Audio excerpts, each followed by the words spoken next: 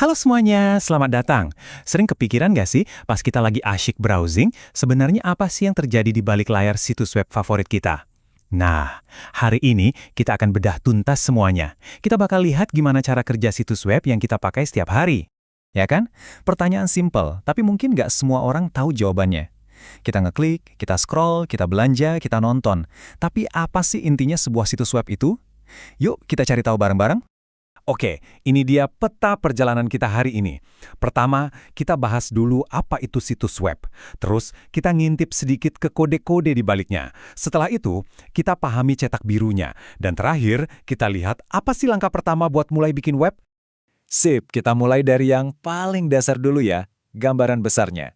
Jadi, apa sih sebenarnya yang kita maksud dengan situs web? Gampangnya gini deh, situs web itu bukan cuma satu halaman. Anggap aja kayak sebuah buku digital yang punya banyak banget halaman, dan semua halamannya saling terhubung. Isinya bisa macam-macam, ada teks, gambar, video, dan semuanya itu disatukan sama yang namanya internet. Nah, secara umum, ada dua jenis situs web, statis dan dinamis. Kalau yang statis, bayangin aja kayak brosur cetak. Isinya ya gitu-gitu aja, nggak akan berubah kecuali si pembuatnya ngedit kodenya langsung. Beda sama situs dinamis, yang ini lebih hidup, kayak lini masa berita yang terus diupdate. Biasanya, ada sistem dapur pacu atau back-end yang bikin kontennya gampang diubah tanpa perlu ngoding. Terus, ada kategori ketiga, interaktif. Nah, yang ini fokusnya ke komunitas. Contoh paling gampangnya itu forum atau kolom komentar di blog. Disinilah para pengguna nggak cuma jadi penikmat konten, tapi juga bisa ikut nimbrung, diskusi, dan berinteraksi satu sama lain. Oke, sekarang kita masuk ke bagian yang sedikit lebih teknis. Tapi tenang, ini nggak bakal ribet kok. Anggap aja kita lagi dapat tur eksklusif buat bedah mesinnya sebuah situs web. Disinilah sihirnya dimulai. Pemrograman web itu intinya adalah seni menggunakan bahasa-bahasa khusus atau bahasa skrip untuk ngasih perintah ke browser kita tentang apa yang harus ditampilkan dan dilakukan. Inilah yang bikin situs web jadi berfungsi. Dan inilah para aktor utamanya. Coba bayangin, kita lagi bangun rumah, ya. Nah, HTML itu kerangkanya, tembok sama fondasinya yang ngasih struktur. Terus CSS itu cat dan perabotannya yang bikin rumahnya jadi cakep. Kalau JavaScript itu listrik sama instalasi airnya yang bikin rumahnya jadi fungsional dan interaktif. Ada juga bahasa kayak PHP yang sering kerja di belakang layar, ibaratnya sistem pipa yang ngatur aliran data. Empat ini adalah fondasi dari hampir semua hal yang kita lihat di internet. Oke, biar lebih kebayang, yuk kita coba ikuti perjalanannya.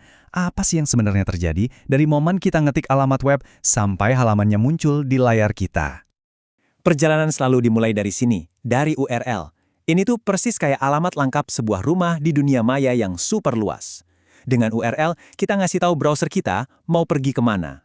Soalnya gini, komputer itu nggak ngerti nama kayak google.com, mereka ngertinya angka. Nah, DNS ini tugasnya jadi penerjemah super jenius. Dia kayak buku telepon raksasa buat internet yang mengubah nama situs yang gampang kita ingat jadi deretan angka alamat IP yang dimengerti komputer.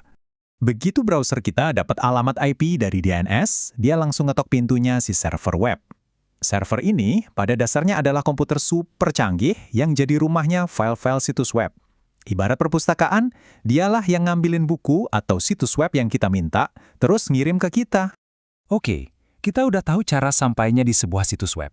Nah, sekarang kalau udah di dalam, gimana caranya kita jalan-jalan? Yuk kita lihat cetak biru atau denah dari sebuah situs web. Ini dia kuncinya, struktur navigasi. Ini tuh kayak peta yang nuntun kita. Peta ini nunjukin gimana semua halaman saling terhubung dan gimana alur informasinya diatur. Tanpa ini, kita pasti nyasar. Struktur yang paling simple itu namanya linear. Bayangin aja kayak kita baca buku, kan halamannya urut tuh. Atau pas kita ngisi formulir online yang langkahnya satu persatu. Alurnya lurus, maju atau mundur aja. Nah, bisa dilihat kan? Alurnya lurus aja. Setiap langkah nyambung ke langkah berikutnya dalam satu garis. Simple dan sangat terarah. Cocok banget buat proses kayak daftar akun atau pas mau check out belanjaan. Selanjutnya, ada non-linear. Kalau yang ini, kita lebih bebas. Kita bisa lompat dari satu halaman ke halaman lain tanpa urutan yang baku. Di sini, nggak ada halaman utama. Semuanya setara.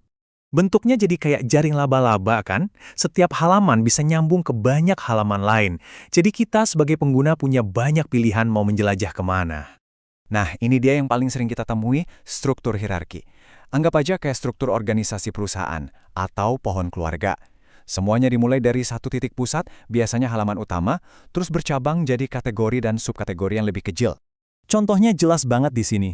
Kita mulai dari menu utama, lalu turun ke pilihan-pilihan yang lebih spesifik.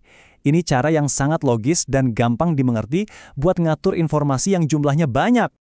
Terakhir, ada yang namanya struktur gado-gado atau komposit.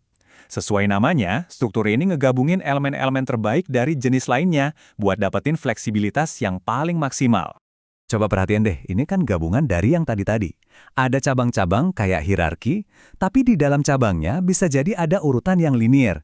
Ini yang bikin pengalaman pengguna jadi lebih kaya dan dinamis.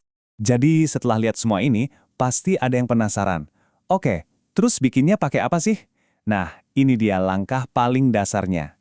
Percaya nggak percaya ya, semua kode rumit yang kita bahas tadi, HTML, CSS, JavaScript, itu ditulisnya di program sederhana yang namanya editor teks.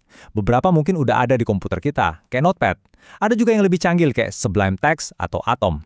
Tapi intinya, semua itu adalah kanvas kosong, tempat para developer nulis instruksi untuk membangun web. Wah, nggak kerasa ya, kita udah jalan-jalan dari pertanyaan apa itu web, sampai ngerti kode, server, dan cetak birunya.